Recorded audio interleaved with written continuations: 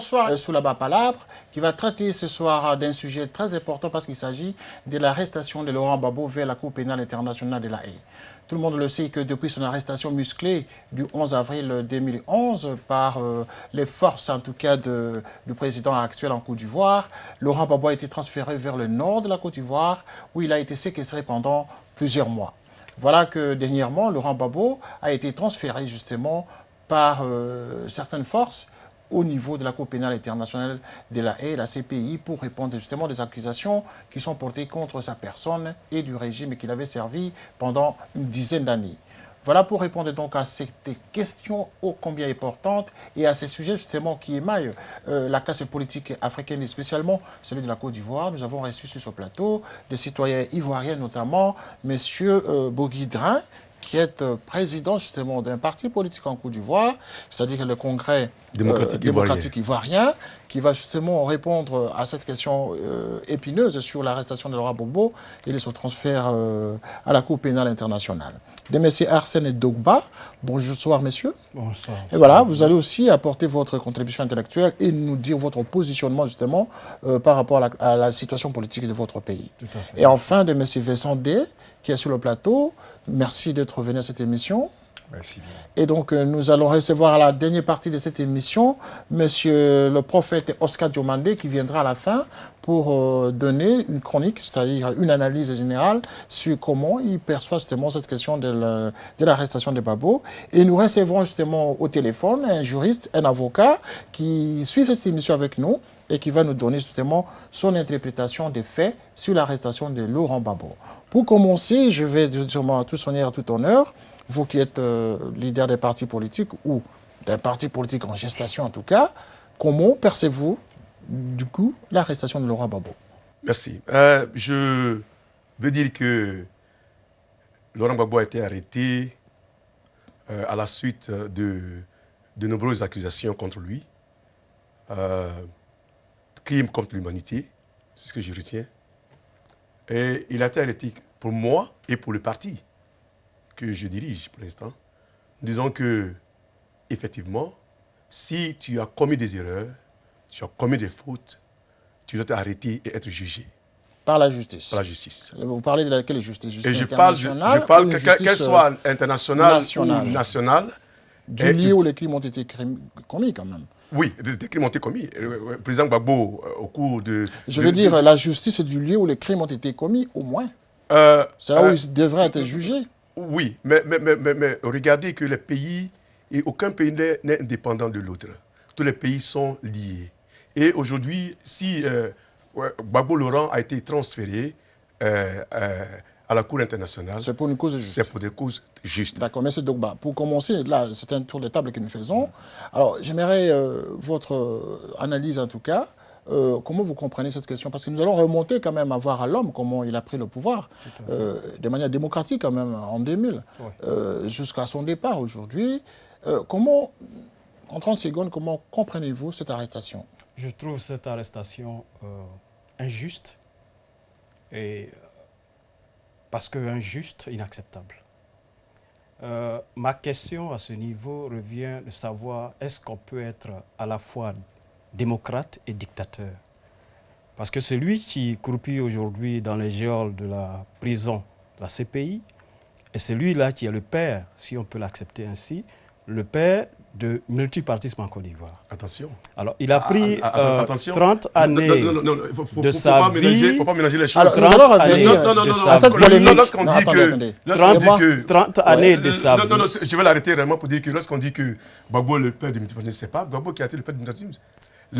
En 90, on a eu des soulèvements des étudiants. On va revenir à ces soulèvements des étudiants.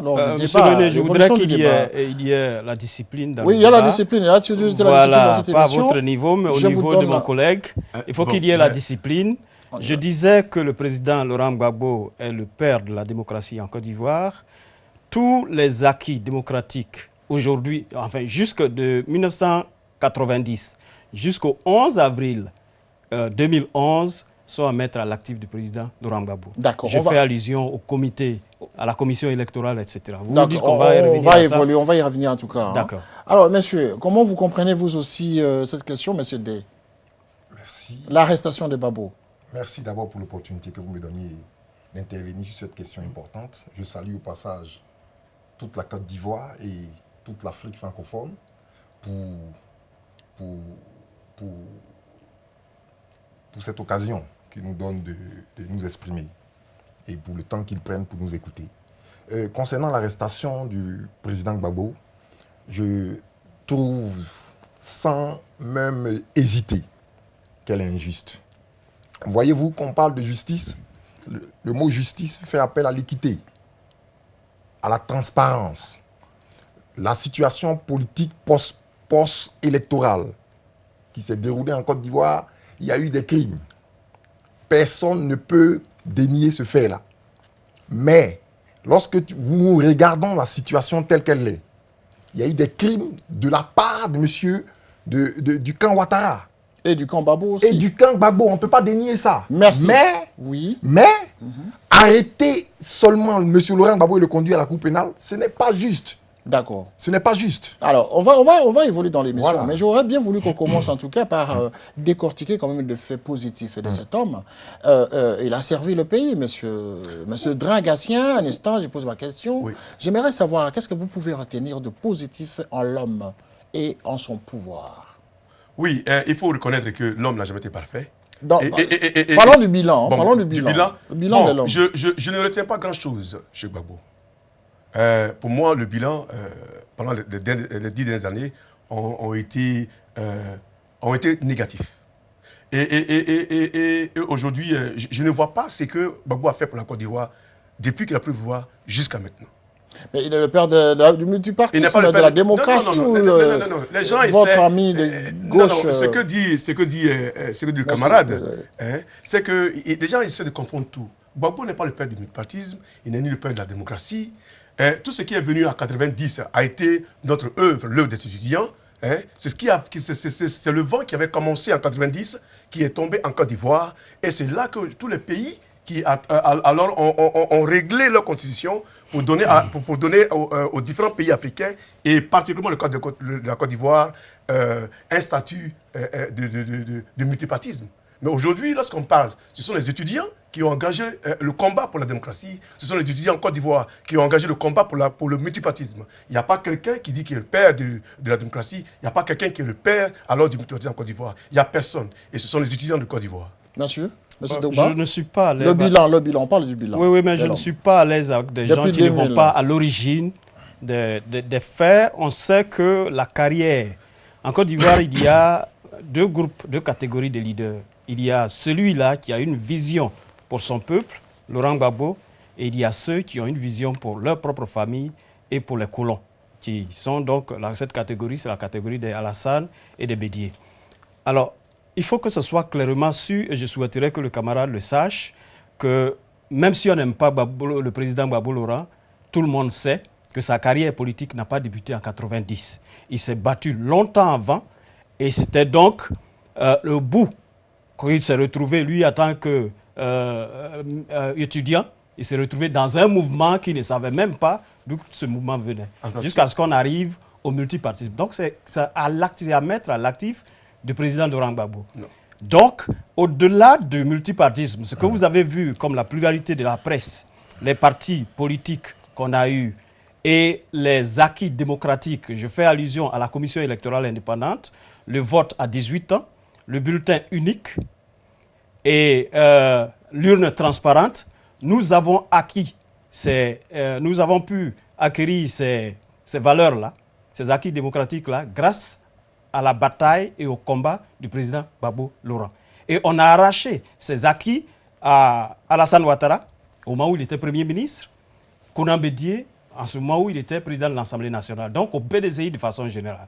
Aujourd'hui, il ne faut pas que ce soit vu comme des choses naturelles qui existaient. Ça n'avait jamais existé. C'est le fruit du combat du président Gbagbo Laurent. C'est pour ça que je posais la question de savoir, est-ce qu'on peut avoir pris 30 ans de sa vie à se battre pour jeter les jalons d'une démocratie et en 2 ans de pouvoir, on peut devenir du coup dictateur? On peut s'entêter justement par le goût du pouvoir.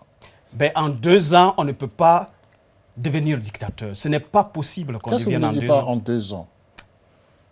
Le président Laurent Gbagbo a été élu en 2002. Il a été attaqué le 19 septembre 2002, Mais- soit 2 ans. je Et les veux- raisons qui ont été évoquées pour l'attaquer, l'une de ces raisons était que le Nord a été écarté de la gestion du pouvoir. Aujourd'hui, c'est le contraire qu'on voit. On a dit qu'on est venu attaquer la Côte d'Ivoire, le régime de Gbagbo, parce que le Nord était écarté du pouvoir. Mais regardez les nominations tribalistes que Alassane a faites dans toute l'administration publique. Quand on nous dit que c'était le foncier rural, que le foncier rural faisait partie des problèmes qui ont fait qu'on a attaqué la Côte d'Ivoire, mais regardez aujourd'hui, plus de 50 000 Burkinabés ont été déversés dans les forêts à l'ouest. Alors, est-ce que ce ne sont pas des bombes à retardement? Est-ce que cela ne peut pas demain nous amener à une révolution qu'on pourrait appeler la révolution de l'autre partie de la Côte d'Ivoire? C'est la question. Quel est l'intérêt alors de ces Burkinabés à l'ouest? Ben, c'est à Alassane qu'on doit demander pourquoi il allait déverser autant de Burkinabés dans les forêts classées de l'ouest. Merci de Absolument. La question qui concerne le bilan, le bilan de Laurent Gbagbo du président Gbagbo oui. Sur ces 10 années, je vais sans détour, sans même réfléchir une seule seconde, vous dire que c'est positif. Il est absolument positif. Laurent Gbagbo a démontré, et je le dis avec beaucoup de neutralité, que c'était un grand démocrate. Mais n'empêche que Laurent Gbagbo s'est entêté, monsieur. À chaque fois, on le voyait. Oui. Je viens, monsieur René. Si vous prenez la commission électorale indépendante,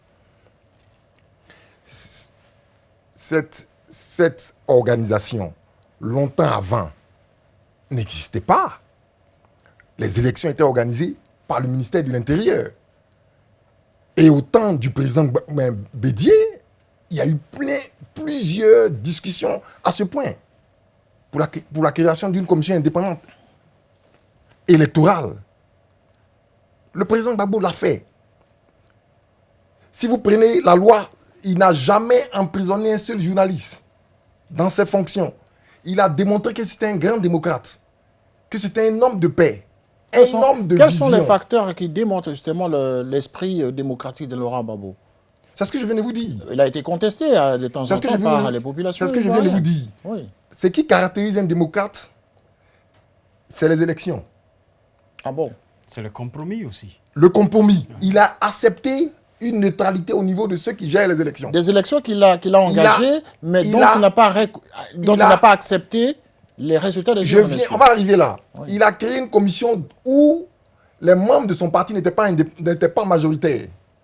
Il a créé une commission où celui même qui dirige la commission n'était pas un de ses membres de son parti. Il n'a jamais mis un journaliste qui disait quelque chose de contraire à ce qu'il voulait entendre en prison.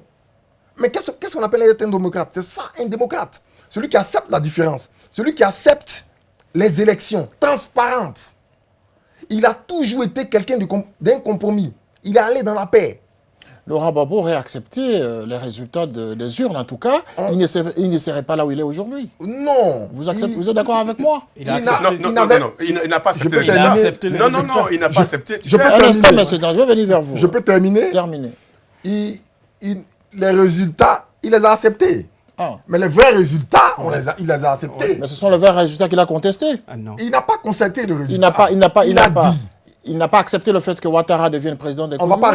Vous voulez qu'on revienne là-dessus? C'est là qu'on y est. Il n'y a pas de problème. Les résultats ont été prononcés, tout le monde le sait. Dans des conditions que tout le monde sait. Monsieur Bakayoko, qui était président de la commission électorale. Qui était proche de lui. Pas un proche.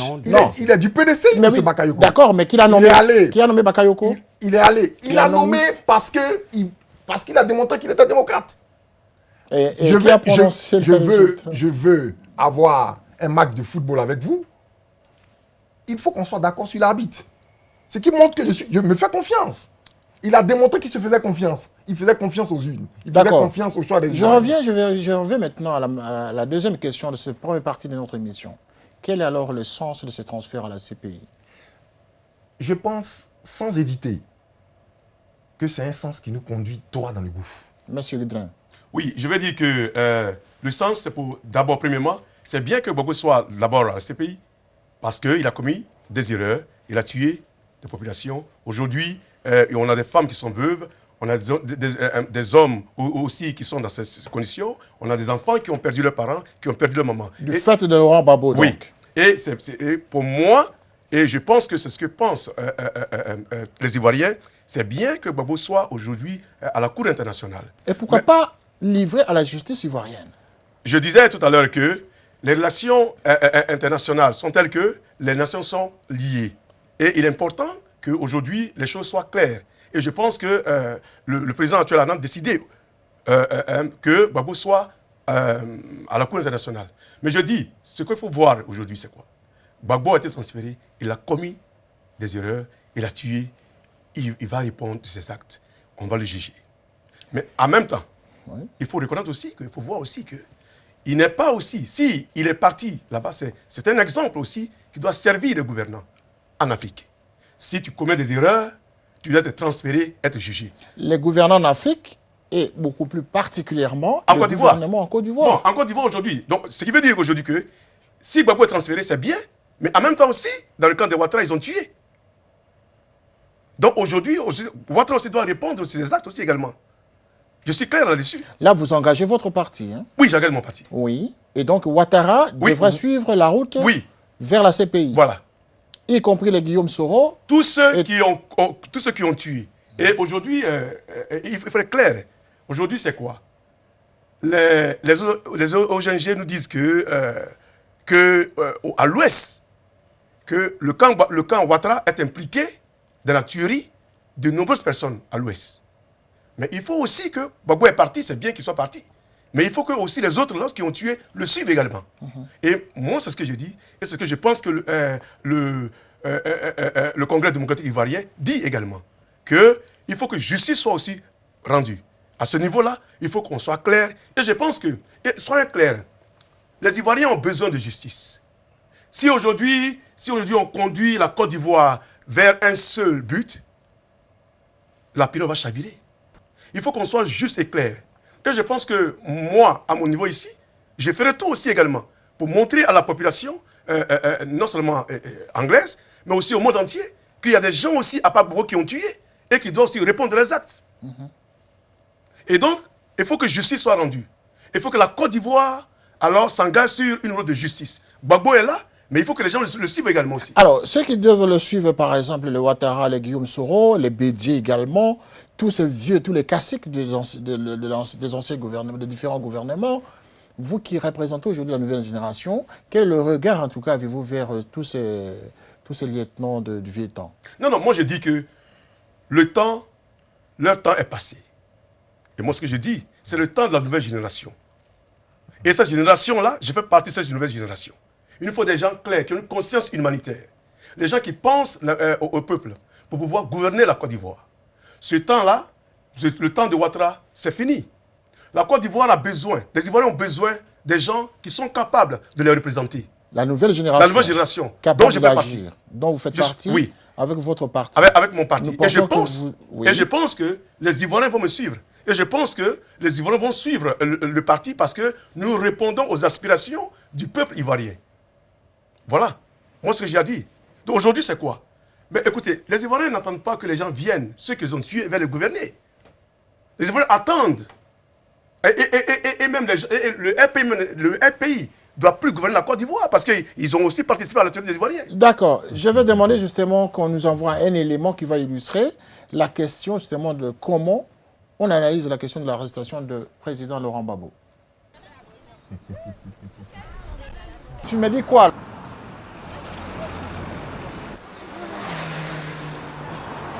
Si c'est avéré qu'il a la base, c'est lui qui a commandité les crimes, bon, il est bien qu'il paye pour cela.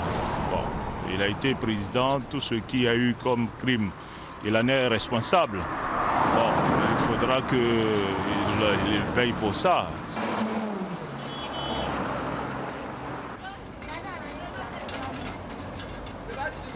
Personnellement, je ne sais pas quel objectif qu'on demande dans ça. Qu'est-ce qu'on va atteindre dans ça?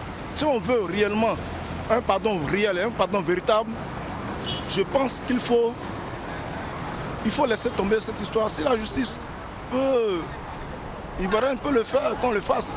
Parce qu'on a les hommes nécessaires de justice pour pouvoir apporter des preuves de condamnation.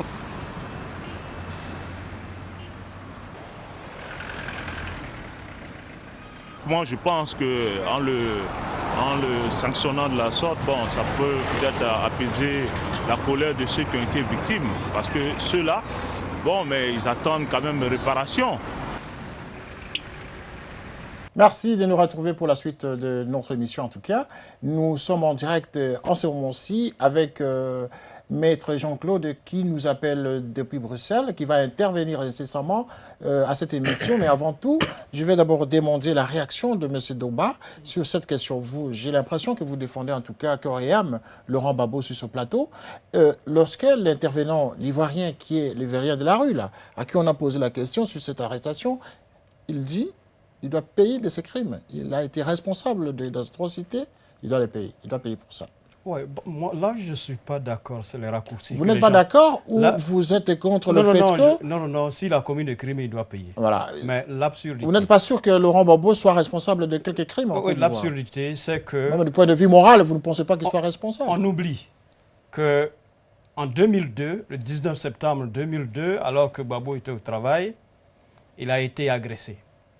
Et de 2002 jusqu'en 2011, pour moi, il y a eu une seule offensive que Gbagbo a menée pour défendre son pays. C'était en 2004. Le reste du temps, il a été chaque fois agressé par les rebelles d'Alassane Ouattara. Et il s'est toujours mis en position de défense. Et cela est reconnu par la Cour pénale internationale. Et voilà, agressé. Oui, mais voilà aujourd'hui la Cour pénale internationale. Oui, mais monsieur, je vois les indices. Quand vous voyez la convocation de la Cour pénale internationale, il y a les griffes d'Alassane Ouattara. Et je vais expliquer cela. On nous parle d'une erreur sur le mandat. C'est mis Koudou Gbagbo Laurent, c'est ce qu'on nous rapporte. Ça, c'est une griffe d'Alassane Ouattara. Parce que c'est le RDR qui, croyant que c'était une injure, au lieu de dire Alassane Ouattara, préférait dire Koudou Gbagbo. Au lieu de dire Gbagbo Laurent, préférait dire Koudou Gbagbo Laurent.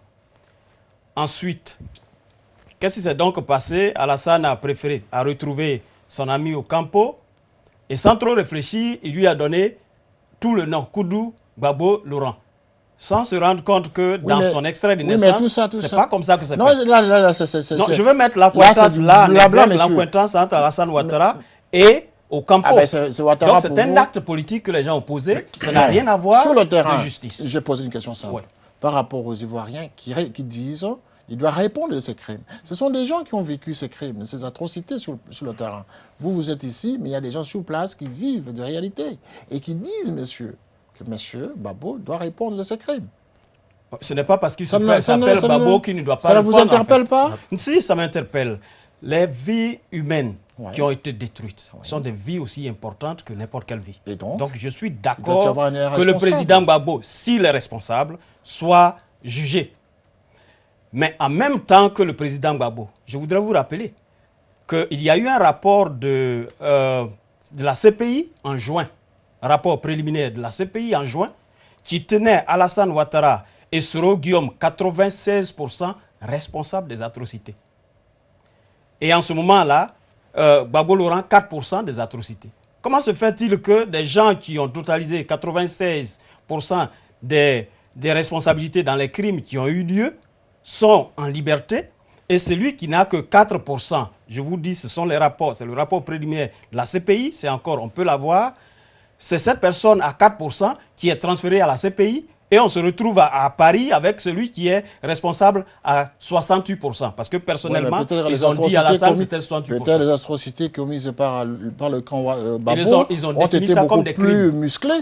Ah mais si c'est beaucoup plus musclé, il ne peut pas être responsable à 4%. Alors, messieurs, en 30 secondes, vous allez réagir avant d'entamer justement la deuxième partie de cette émission, où nous allons recevoir Maître Jean-Claude, qui est au téléphone, rapidement. Non, je le dis et je le répète, je suis surpris de la réaction du procureur de la Cour pénale en arrêtant Gbagbo.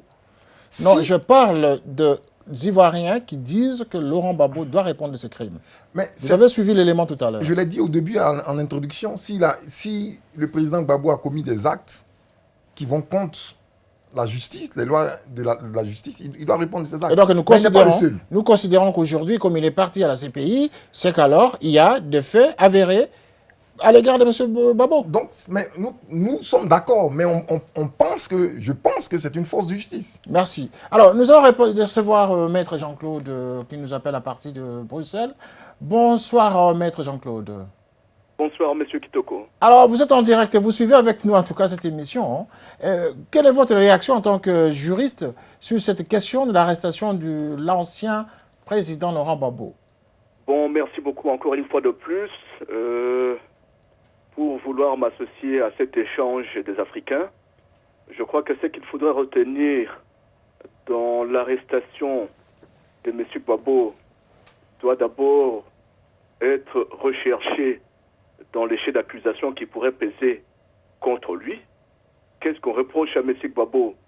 D'abord, ensuite, quelle est la compétence de la Cour pénale internationale? On lui reproche des crimes contre l'humanité, monsieur. Il a tué, monsieur. Alors, si on lui reproche... Les médias internationaux ont montré les images. On a vu des cadavres partout en Côte d'Ivoire. Parce que je crois que c'est une question tellement technique qu'il faut essayer de la simplifier.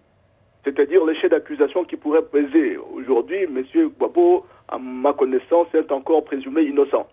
Donc, les chefs d'accusation sont les crimes de guerre et éventuellement les crimes contre l'humanité. Ça, c'est la première chose. Et la deuxième, c'est quoi? C'est que nous assistons aujourd'hui à une disposition qui est une disposition qui s'applique seulement à une des parties. Parce que le procureur a effectivement le droit d'initiative et d'aller chercher n'importe quel criminel là où il veut dans des États qui ont signé les statuts de Rome. Je constate que les différents rapports qui nous ont été produits indiquent qu'il n'y a pas seulement que le camp des Gbagbo qui a eu à commettre ces crimes de guerre ou ces crimes contre l'humanité, mais aussi le camp de M. Ouattara.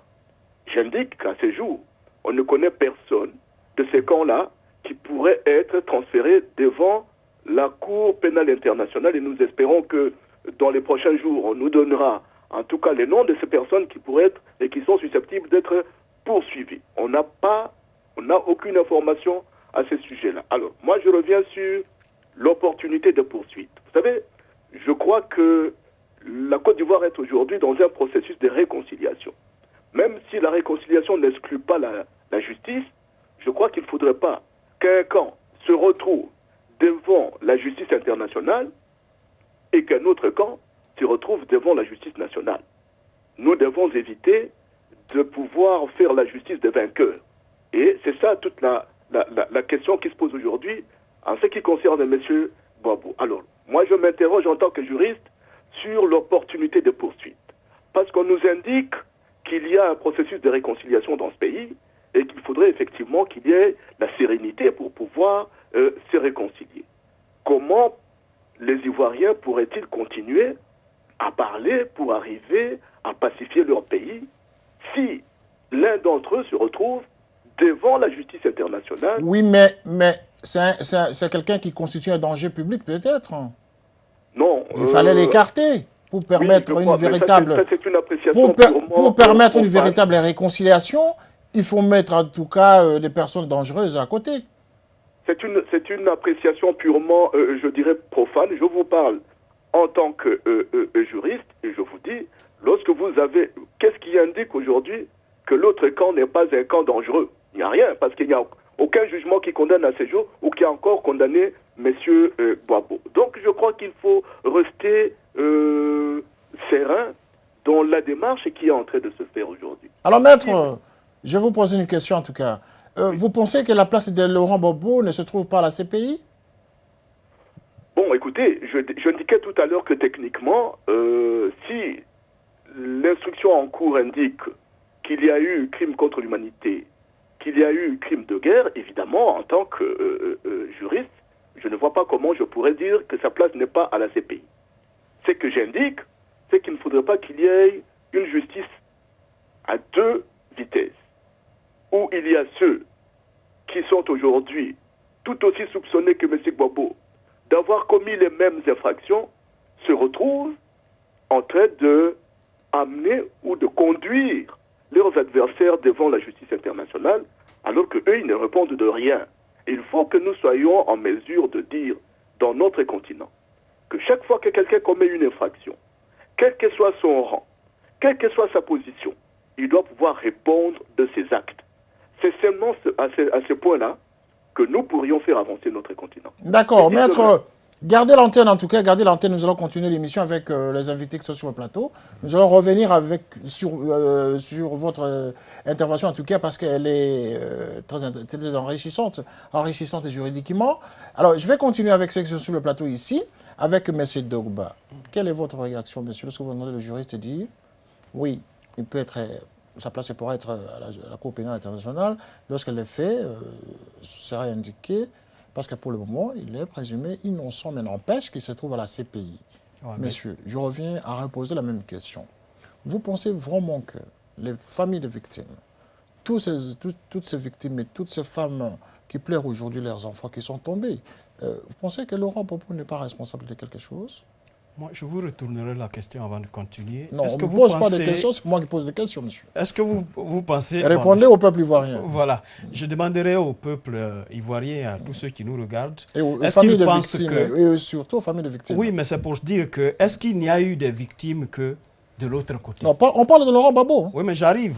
Donc, si on est d'accord que parce qu'il y a eu des victimes, et Gbagbo a fait des victimes, il doit partir à la CPI, pourquoi les autres aussi qui ont eu des victimes et qui ont commencé la guerre, il ne faut pas oublier ça, et qui sont responsables à 96%, se pavanent et rentrent même en complicité avec celui qui rédige les mandats d'arrêt, c'est-à-dire au campo, et fait venir l'adversaire. Alors, il y a eu des victimes de part et d'autre. Alors, si on cherche à satisfaire les victimes de Gbagbo, pourquoi ne pas chercher dans le même temps à satisfaire les victimes d'Alassane Ouattara? Alors ça, c'est la question qu'il faut adresser peut-être à la Cour pénale internationale. Mais je reviens vers vous, avec la même question en tout cas. Quelle est votre réaction au propos du maître tout à l'heure? Il a parfaitement raison, le juriste a parfaitement raison, et nous l'avions dit au début, il faut que des deux côtés, s'il y a des coupables, ils soient traînés devant la justice. Nous remarquons qu'à l'ouest, par exemple, de la Côte d'Ivoire, il a été démontré par les organisations, par les ONG, qu'il y a eu carrément une épuration ethnique. Les cartes d'identité sont retrouvées devant des camps. Ethnique de la part de quel camp? Quel est le camp qui a fait ça? Mais les témoignages sont là. Oui. Les témoignages sont là. Les témoignages des gens sont là pour témoigner. Vous parlez d'épuration ethnique, hein? Épuration ethnique, je me suis dit. Par qui? Par le camp Ouattara. Les témoignages sont là, je dis la vérité. Des gens vivent dans la douleur. On ne peut pas aller d'une réconciliation pendant qu'une autre partie vit encore dans la douleur. Vous pensez que c'est Ouattara et les autres qui doivent aller à la CPI? C'est pas moi, je pense. Non, non, vous êtes ivoirien, monsieur. Il faut avoir une position. J'ai une position. Oui, laquelle? Je m'appuie sur ceux qui ont vécu les faits. Et donc, vous pensez que Ouattara doit partir à la CPI? Les faits sont là. Non, non, je vous pose la question. Oui. Vous ne répondez pas. Oui. Et voilà. Oui. Vous pensez que Ouattara et son équipe doivent répondre à la CPI? Mais on est dans une logique où le président Gbagbo lui-même, il est, non? Il est là-bas, non? Si M. Laurent Gbagbo répond, selon eux-mêmes, de ces actes qu'il a commis, mais Ouattara doit être... Laurent Gbagbo aurait accepté de laisser le pouvoir dans le calme. Il n'y aurait pas eu ces atrocités. Il ne pouvait pas laisser le pouvoir. Il est la cause de ces atrocités. J'ai encore la parole. J'ai encore la parole. J'ai encore la parole. Il a été dit. Le Conseil constitutionnel a déclaré Laurent Gbagbo vainqueur des élections. Il a été déclaré vainqueur, qui est la juridiction suprême de la Côte d'Ivoire, a déclaré Laurent Gbagbo vainqueur. Avec des tricheries. Il a été question de tricheries organisées en Côte d'Ivoire. Non, c'est l'autre camp qui a triché. Et donc, Laurent Gbagbo, pendant qu'il était en train pendant que tout cela se déroulait, il était chef d'État. Il était chef d'État. Donc il avait les moyens d'organiser le cavouillage électoral. Le juriste n'a pas touché cet élément-là, mais il y a un conflit juridique. Il était chef d'État. Il est en ligne, il vous suit. Il était chef d'État. Oui. J'aimerais qu'on touche ce côté-là. Je ne suis pas juriste, mais Laurent Gbagbo, pendant que les élections, pendant le conflit électoral, était encore chef d'État. Le dénier, c'est remettre en cause le Conseil constitutionnel.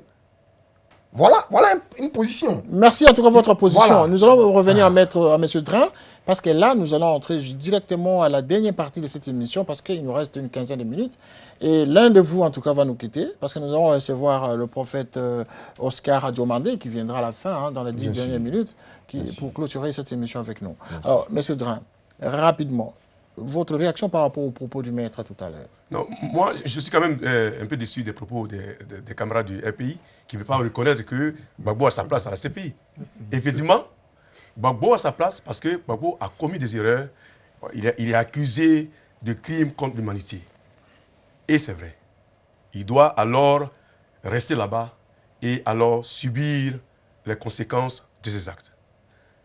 En même temps, je dis que la Côte d'Ivoire aussi doit connaître certaines personnes qui ont aussi participé alors aux tueries des pauvres innocents ivoiriens et ivoiriennes, des enfants, qui ont fait aujourd'hui des veufs et des veuves, des orphelins. Et donc, ce groupe-là, c'est Ouattara. Et il doit aussi suivre Gbagbo.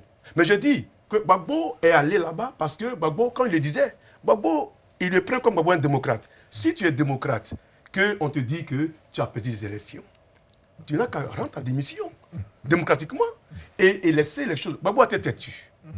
Parce qu'un démocrate, c'est celui alors qui accepte les résultats. Parce qu'il n'a pas gagné, alors je n'ai pas gagné, je me retire.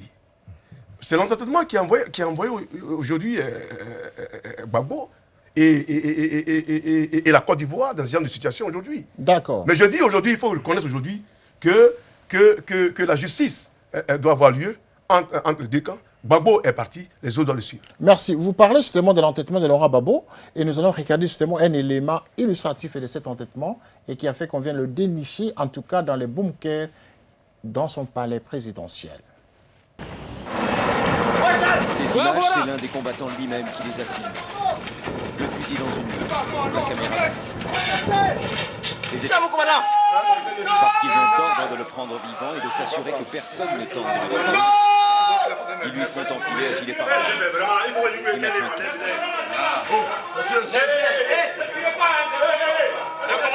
Laurent Gbagbo paraît dans un état second, sous le choc, mais soulagé sans doute de ne pas avoir été. Donc son entêtement à vouloir coûte que coûte conserver un pouvoir qu'il a pourtant perdu dans les urnes. Laurent Gbagbo a été pris avec son épouse, son fils, Michel Gbagbo, et plusieurs proches collaborateurs après le début de l'offensive des forces républicaines.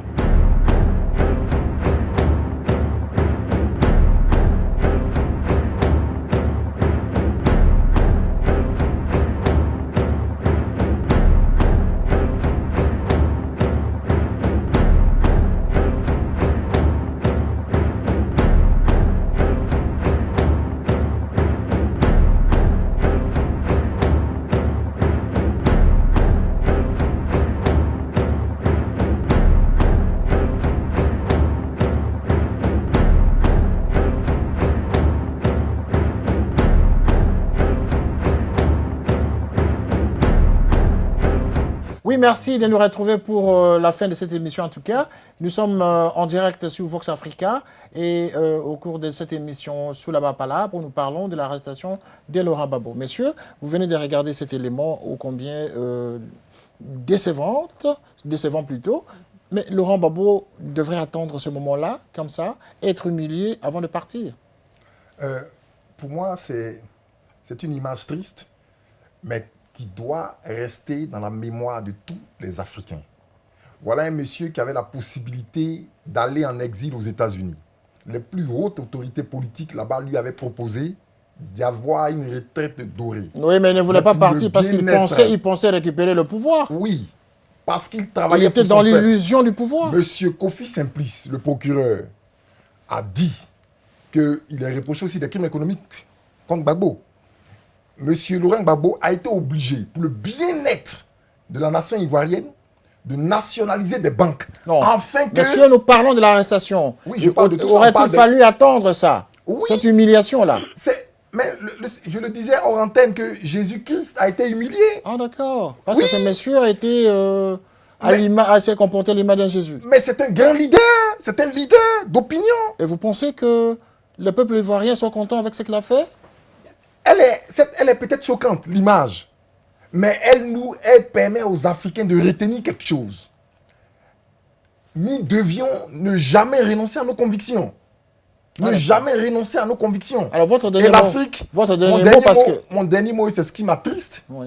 Les Africains ont tendance à oublier. Les Africains ont tendance à oublier. Ce que les Européens ne font jamais. Nous oublions, c'est différent, on doit pardonner. D'accord. Mais nous avions oublié tout ce que, depuis, ce que l'Occident nous a fait, depuis la traite négrière jusqu'à la colonisation, jusqu'à maintenant. Combien de fois l'Afrique est dépouillée de ses forces vives, dépouillée de ses ressources. Et c'est le cas de Laurent Gbagbo. Mais c'est ça. Merci. Merci en tout cas. Je vais vous demander en 30 secondes de donner un dernier mot parce que vous allez nous quitter pour laisser la place au prophète Oscar Diomandé. Il n'y a pas de problème. Je demande aux Ivoiriens et aux Africains de se souvenir de ces actes-là, de se souvenir et de savoir que l'Afrique a besoin de ses fils. Merci en tout cas d'être passé à cette émission, mais je vais continuer l'émission avec d'autres. Vous allez nous quitter en tout cas pour laisser la place à le prophète Oscar Diomandé qui va nous rejoindre. Oui, maître, allez-y. Oui, donc je disais que les images sont celles qu'elles sont, mais je crois que le plus important aujourd'hui, c'est de voir aussi du côté des victimes, est-ce que ces images sont beaucoup plus choquantes que les différents massacres qui ont été commis, non seulement par Gbagbo, et j'insiste, mais aussi par d'autres camps. Je crois qu'il faut faire une échelle de valeur pour estimer que les images sont celles qu'elles sont, mais il y a aussi des victimes qui ont perdu beaucoup de leurs proches. Et donc, peut-on considérer que Laurent Gbagbo se trouve à la bonne place? Laurent Gbagbo est quelqu'un qui y est appelé à être jugé. Il pourrait éventuellement être condamné ou, à tout le moins, être disculpé. Donc, parce qu'il est accusé d'un certain nombre de crimes, il faudrait bien qu'il se défende. Et je crois que c'est la meilleure chose pour tout le monde. Lorsque on vous soupçonne, la première des choses que vous dites, écoutez, vous me soupçonnez, jugez-moi pour que je sois lavé. Et j'espère que c'est la démarche qu'il faut faire pour tout le monde, sans exception. Pour terminer, je disais ceci. Je disais qu'il ne faudrait pas qu'on abuse de son pouvoir. Ceux qui sont au pouvoir aujourd'hui savent que s'ils en abusent, ils risquent de se retrouver dans la même situation que M. Gbagbo. Et si l'instruction suit son cours, je crains que des personnages comme M. Soro ne puissent se retrouver devant la Cour pénale internationale, surtout si, et je dis bien, le fonctionnement des institutions fait que M. Ouattara se sente à l'étroit et qu'il puisse livrer encore une autre proie à la Cour pénale internationale. En tout cas, merci maître. C'est moi qui vous remercie. Merci d'être passé justement, d'être intervenu à cette émission maître et à très bientôt sur Vox Africa. Merci. Alors, nous venons de recevoir alors Oscar Diomandé qui est prophète. Bonsoir, prophète. C'est pour la deuxième fois que vous passez à cette émission. Merci beaucoup. En tout cas, quelle est votre réaction sur cette question? Vous avez suivi notre émission dans les coulisses. Comment vous réagissez sur cette question? Vous qui êtes homme de Dieu, au regard de l'entêtement de Laurent Gbagbo, vous pensez que c'est légitime, cette façon d'agir? De la part de M. Laurent Gbagbo? Bien sûr. Je pense que c'est quelqu'un qui croit en ses convictions. Je pense que c'est quelqu'un qui croit en ses valeurs. On l'a comparé tout à l'heure à Jésus. Et on pense qu'il s'est comporté comme un agneau. Pierre avait voulu empêcher Jésus d'aller à la croix. Et Jésus lui a dit « Arrière de moi, Satan », parce que Jésus savait la mission qu'il était venu accomplir. Je pense que Gbagbo avait un plan pour la Côte d'Ivoire. Il avait un projet pour la Côte d'Ivoire. Il savait ce qu'il voulait. Et j'ai vu tout à l'heure dans la vidéo qui est passée, lors de son investiture après ces élections-là, où il a sorti une phrase qu'il ne négociait pas la souveraineté de la Côte d'Ivoire. Je pense que c'est ce qui a fait qu'il est resté en Côte d'Ivoire, il est resté dans son palais jusqu'à ce qu'on voit ce qu'on a vu. Ce n'est pas une question d'entêtement, ça? Parce que c'est quelqu'un qui ne voulait pas accepter les résultats des urnes. Je ne pense pas qu'il n'a pas voulu accepter les résultats des urnes parce qu'il a demandé à ce qu'on connaisse les résultats des urnes. Il demandait à chaque fois, pendant que de l'autre côté, on disait envoyer les militaires, envoyer l'ONU, il disait on va recompter les voix. Et quelle est pour vous la responsabilité de Ouattara dans ces histoires, dans ces conflits-là? Dans ce conflit, le conflit post-électoral, M. Ouattara a été le premier à demander à ce qu'on vienne bombarder. la Côte d'Ivoire, le pays qu'on veut diriger, il a été le premier à demander à ce qu'on vienne bombarder, pendant que de l'autre côté, Gbagbo demandait à ce qu'on recompte les voix. Donc si on parle enfin si on considère les conséquences ou ce qu'on a vu, pendant que l'autre demande à ce que pacifiquement on recompte, un autre camp demande à ce qu'on puisse faire la guerre. Et qu'est-ce qu'il en est de Soro Diome, Guillaume Soro Diome et les autres? Vous pensez qu'ils doivent suivre le chemin de la CPI? Monsieur Soro Guillaume est depuis 2002 celui qui a officiellement reconnu la rébellion, quand on sait ce que la rébellion a fait en Côte d'Ivoire. Donc si on envoie Gbagbo en prison pour crime, je pense que les autres même auraient dû le précéder. Et donc, en tant qu'homme de Dieu, quel est le message, en tout cas fort, que vous pouvez donner aujourd'hui aux deux camps? Parce qu'en tout cas, il faut que l'Église intervienne. Il faut absolument que l'Église intervienne et l'Église doit absolument jouer sa partition dans la crise en Côte d'Ivoire et dans tous les pays africains. Ce que je vais dire personnellement, c'est que j'ai encore le souvenir qu'il y a quelques années, M. Ouattara était interdit de séjour en Côte d'Ivoire par son ami d'aujourd'hui, M. Bédié, et c'est M. Gbagbo qui l'a fait revenir. Pareillement, M. Bédié, à un moment, je crois, était en exil, pour vous qui êtes politicien, c'est ça? Et c'est encore M. Gbagbo qui l'a fait revenir. Quand il les a fait revenir, il leur a donné un salaire qui dépassait, lui, le salaire du président. Et pour moi, pour ma part, c'est des choses qu'il faut considérer, c'est des valeurs qu'il faut considérer. Il leur a donné de l'importance, il leur a donné de la valeur en Côte d'Ivoire. Il a utilisé, je crois, l'article 48 pour permettre que M. Ouattara soit président, et même M. Bédié, je crois, parce qu'il y avait le problème d'âge qui se posait. Tout à fait. En tant qu'être humain, moi je prends plutôt ce côté-là, je ne suis pas politicien, c'est des choses qu'il nous faut considérer. Est-ce qu'il n'y a pas de grands juristes en Côte d'Ivoire pour pouvoir juger M. Gbagbo en Côte d'Ivoire? Moi, le problème de Gbagbo à la CPI, ce qui, moi, me fait mal, c'est que l'Afrique ne dit rien. Je vais même au-delà de la Côte d'Ivoire, c'est que l'Afrique ne dit rien. Cette CPI-là n'a que des Africains là-bas, pratiquement. D'accord, n'a que des Africains, on considère que les Est-ce qu'on ne peut pas juger les Africains en Afrique? Voilà. Est-ce que les Africains, les présidents africains, les pays africains ne peuvent pas se lever pour dire, écoutez, il s'agit d'une question d'Afrique, on peut régler cela en Afrique?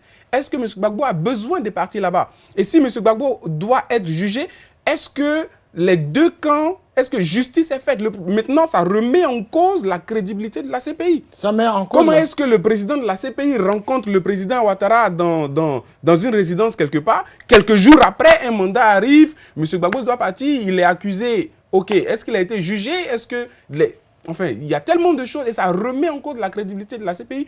Et je vais dire qu'il faut que l'Église continue à prier. Il faut que nous continuions à prier parce que je pense qu'il y a des choses qui sont en train de s'annoncer à l'horizon. La CPI est en train de commettre plutôt de graves erreurs. Les leaders, les conseillers de M. Ouattara sont en train de commettre également de graves erreurs. Mais je pense que tout ça, c'est le plan de Dieu pour pouvoir révéler face au monde, pour pouvoir montrer aux Africains, il faut qu'on se lève. Il faut qu'on se lève, dit-on, en tout cas par l'homme de Dieu qui est présent ici cette émission. Il nous reste en tout cas pratiquement quelques secondes pour terminer cette émission. Mais je veux donner la parole rapidement à M. Drin, vous qui êtes président des partis politiques. Votre dernier message en tout cas au peuple ivoirien et au chef d'État qui est aujourd'hui au pouvoir. Rapidement. Non, bon, je veux dire qu'il faudrait que les Ivoiriens aient espoir en l'avenir parce que aujourd'hui, la Côte d'Ivoire a besoin d'un gouvernant qui incarne des valeurs humanitaires. On n'a pas besoin de la dictature. Aujourd'hui, on dirait que Ouattara va au-delà de Gbagbo, par exemple, en arrêtant les journalistes à cause de leur simple opinion, en les mettant en prison parce qu'ils ont dit que non, monsieur le président, ce que vous avez dit n'est pas vrai. Ben, on ne peut pas le faire.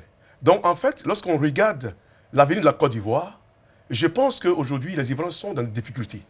Ouattara rejoint Gbagbo et il est en train de commettre les mêmes erreurs que Gbagbo est en train de commettre. Et donc il doit suivre le chemin de la CPI. Il doit suivre le chemin de la CPI et de nouvelles générations doivent venir. Et cette génération-là, c'est nous, cette génération, qui doit venir. Parce que les Ivoiriens ont besoin d'être de vrais Ivoiriens. Ils ont besoin de la paix, ils ont besoin de la sécurité, ils ont besoin de manger. Regardez comme à Abidjan, les denrées alimentaires, les prix gonflent. Les gens ont des difficultés pour manger. Aujourd'hui, lorsqu'on regarde tout, on parle des élections municipales législatives. Aujourd'hui, mais qui va aux élections?